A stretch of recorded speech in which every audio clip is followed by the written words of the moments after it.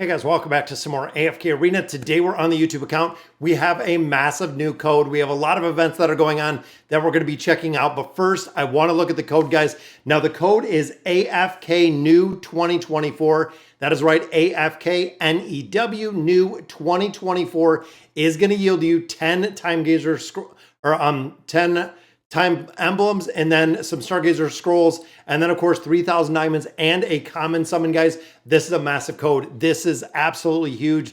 Very, very cool to see the code in there. Now, in addition, guys, we were talking about the reunion. We're going to go through these. Now, reunion, you want to help every single day. We're going to speed up the collab, 288 diamonds right there, and the event progression. Now, this, of course, is across all servers, guys. So everyone has to go in there and click. And that is, of course, going to yield us some more Stargazer scrolls, which are really, really cool. So we're going to have the ability to get some more heroes.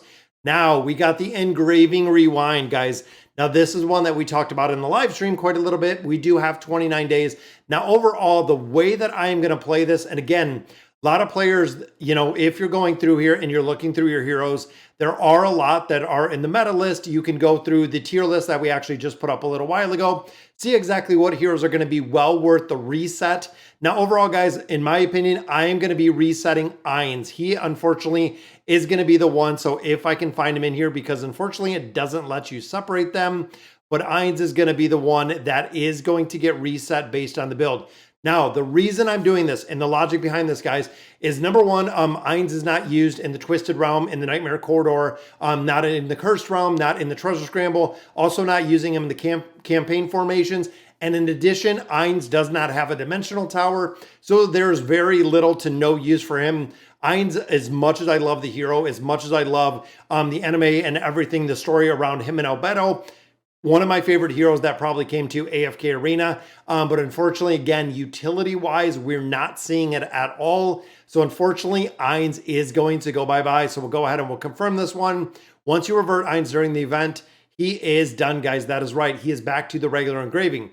Now, with that being said, guys, when you look at the Engraving Rewind, worst case scenario, and this is absolutely, let's say tomorrow they release the Dimensional Tower. The Dimensional Tower requires 3 teams, 2 teams, whatever. We need Ainz back. You know what? Worst case scenario, we go ahead and we put more engraving mats on him, and we actually go back and we revert him back to the original version of Ainz, and we have Ainz back just like that, guys.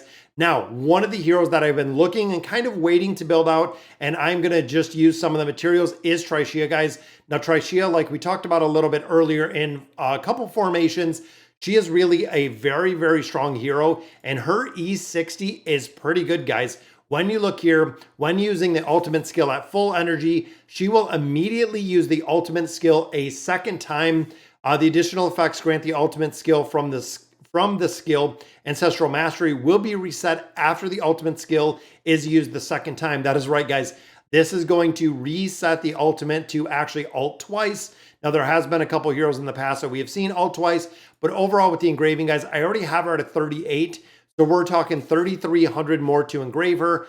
I'm going to go ahead and do the engraving on her. Now, unfortunately, Ainz for Tria might not be the best one in the world, but utility-wise, guys, Tria is being used in a lot of different places. And again, looking at my heroes, even looking this whole entire first page, I think everyone except maybe Jerome is already at 60, which I already have him at 33, which is kind of the primary where we want to put him at. 60 for him is not too big, but again, everyone else in here is 60 or higher.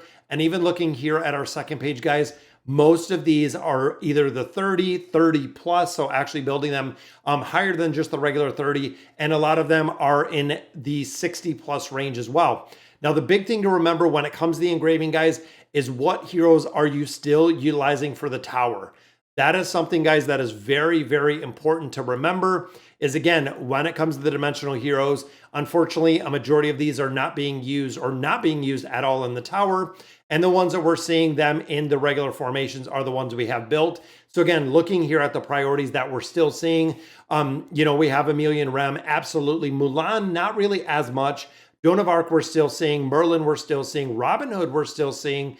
And then, of course, we have Ezio, we have Queen, we have Albedo. A lot of dimensional heroes, again, still being used in a multitude of different aspects when it comes to AFK Arena. But again, no tower. So Ainz And again, I probably benched Ainz for, I would say, a year and a half, 2 years. It's been a long time since I've actually used Ainz. I would have to go back and check out videos to see exactly how long it's been, but Ainz is the one, guys. Now, again, a lot of players were also talking about resetting Lucretia. This could be either a pro or con. So what a lot of players are saying is I have Lucretia up to E80. I have Lucretia up to E100. Not really used as much anymore. I'm not using her in the tower, but that is because I have all these other hypo heroes that are already built. So definitely going to be an interesting change to see exactly where she lands. But overall, guys, I would probably save her unless you're similar to me, where you have a majority of the heroes already built out, already all set for the tower, meaning that I do not have to rely on Lucretia to actually go through there and build out and utilize Lucretia. Now, the Covenant Invite, this is another one, guys, where a lot of players are pretty disappointed, which I kind of share the same sentiment. Without having a couple different heroes in here, guys, we're pretty limited to ones that we can pick. Now, overall, the Celestials and the Hypo heroes would probably be the best choice. The simple fact that when you're going through here and you're inviting this hero, the Celestials and the Hypos are going to take diamonds, or they are going to take some of your Stargazer scrolls, which means they're going to have a much, much higher value than your primary 4 factions, which again, wouldn't summon the primary 4 factions. So looking at the heroes we literally have available here, and again, kind of looking at the build, the twins are still utilized. The original version of Taylene is still utilized. Alna is utilized. We have Bathiel and Demia, absolutely both of them being utilized.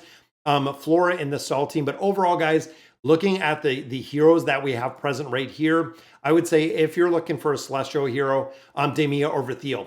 Those would be probably one of those would be the absolute choice. Probably Demia would be my first choice, guys. If you do not have Demia already built, that would be the first choice to really build. Now, when it comes to the hypo heroes, this one is incredibly difficult, guys. Kanisa and Rook requires quite a build out. Same with Olgath. So if you're just picking up the one copy, not really going to make a very, very big difference in there.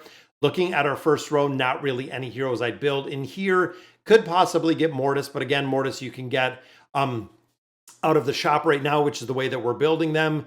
So again, out of here, Kanisa and Rook, not seeing a lot of play anymore. So out of here, it would be really Mortis or Olgath at that point. And again, I would probably go with Demia, or I would go with Vithiel before I went with Mortis or Olgath, honestly, just because of the build, because of the utility. Regular 4 factions, guys, I would not change. Unfortunately, we cannot get Liberta in here. We do not have Lucilla in here. We do not have Lavatune in here. So a lot of those heroes, unfortunately, we are not going to be able to get.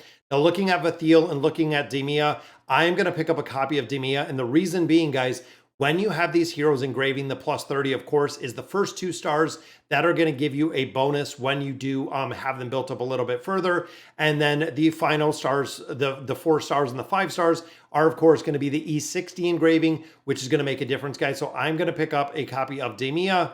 And of course, we can go in here, guys. There are some requirements you can see that you want to do. Going through with the guild hunt, which is every single day.